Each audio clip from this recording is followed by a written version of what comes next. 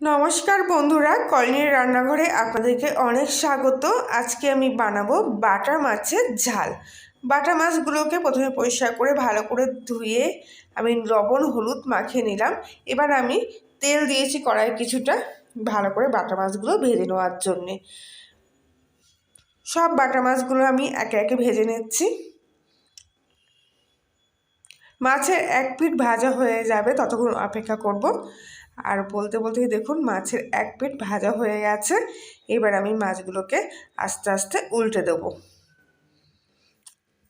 বাটা মাছ কিন্তু খুব নরম মাছ, তাই একটু চেষ্টা করবেন একটু কড়া করে ভাজতে, তাহলে যে কাঁটা আছে সে কাঁটাটা আপনাদের খাওয়ার সময় অসুবিধা করবে না।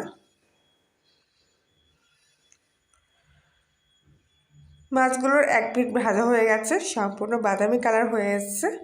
এবার আমি উল্টো দিকটা ভেজে দেবো। এইভাবে আমি সব মাছ এক এক করে ভেজে নেব। মাছগুলো আমার সব ভাজা হয়ে গেছে। এখন আমি কড়াইতে তেল নিয়েছি, মাছের যে তেলটা ছিল সেটাই, তাতে 5 ফোড়ন দিলাম, কিছু কাঁচা লঙ্কা কুচি দিচ্ছি। কাঁচা লঙ্কাগুলো যেই দেবেন সেই ফাটতে শুরু করবে, তার জন্য সঙ্গে সঙ্গে এটা ঢাকনা চাপা দিয়ে দেবেন, তাহলে ফাটলেও সেটা চারিদিকে ছিটকাবে না। কিছুক্ষণ পর ফোড়নটা আর কাঁচা লঙ্কাটা একটু ব্রাউন কালার হয়ে আসলে, সুন্দর কালার চলে এসছে, এবার আমি একটা টমেটো দিয়ে দিলাম, গোটা টমেটো। এগুলো তেলে একটু ভালো করে নাড়াচাড়া করে আমি এখানে সরিষা বেটে রেখেছি, আর সঙ্গে একটু হলুদ মিশিয়ে নিয়েছি সরিষার সঙ্গে, তাহলে এই সরিষা কালারটা খুব সুন্দর আসে। আর আলাদা করে হলুদ দিলে অনেক সময় হলুদের গন্ধ আসে, আর সরিষার সঙ্গে হলুদ মিশিয়ে এইভাবে দিলে পরে হলুদের গন্ধটা একদমই আসে না। সরিষা দিয়ে একটু ভালো করে তেলে নাড়াচাড়া করার পর এতে আমি এবার একে একে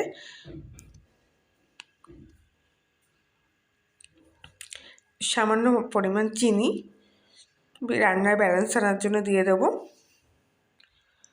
আর সর্ষে বাটার সময় অল্প লবণ দিয়েছিলাম, আর তারপরে আর একটু লবণ দিলাম। সর্ষে বাটার সময় লবণ দিলে পরে সর্ষেটা তেতো হয়ে যায় না। ভালো করে আমি কষিয়ে নেব একটু মশলাটাকে।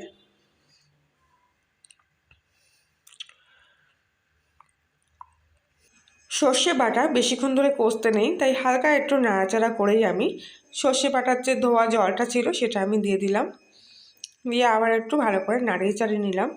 আর তারপরে আর কিছুটা আমি জল দেবো এতে। জল দেওয়ার পর কিছুক্ষণের জন্য আমি এটা ঢাকা দিয়ে রাখবো। যখন ঝোলটা টকবক করে ফুটে উঠবে তখন আমি ঢাকনাটা খুলবো। আর দেখুন কিছুক্ষণের মধ্যেই ঝোলটা ফুটে গেছে, আর এবার আমি ঢাকনাটা খুলবো।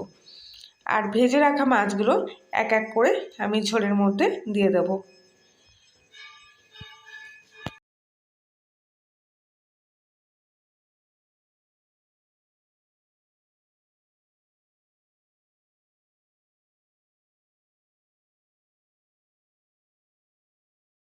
সব মাছগুলো আমার একে একে দেওয়া হয়ে গেছে। এবার আমি মাছগুলো ঝোলের মধ্যে একটু চেপে চেপে দেবো, যাতে মাছগুলো পুরো ডুবে যায় ঝোলের মধ্যে। আবারও আমি কিছুক্ষণ গ্যাসের ফ্লেমটা হাইতে দিয়ে দেব, আর তারপর আবার ঢাকনা দিয়ে মাছটা ঢেকে দেবো। জাস্ট 5 মিনিটের জন্য আমি এটা টকবক করে ফুটিয়ে নেব। 5 মিনিট পর আমি ঢাকনাটা খুললাম, আর দেখুন রান্নাটা আমার সম্পূর্ণ রেডি হয়ে গেছে। তেল বেরিয়ে গেছে ঝোলের গায়ের থেকে, তার মানে পুরো কমপ্লিট হয়ে গেছে। এইভাবে বানিয়ে দেখুন, বাটা মাছের ঝাল গরম ভাতের সঙ্গে একদম জমে যাবে। আর রেসিপিটি পছন্দ হলে লাইক শেয়ার কমেন্ট করতে ভুলবেন না। নতুন হলে সাবস্ক্রাইব করে পাশে থাকবেন। সবাই ভালো থাকবেন, সুস্থ থাকবেন। আবার দেখা হচ্ছে অন্য একদিন নতুন একটা রেসিপির সাথে।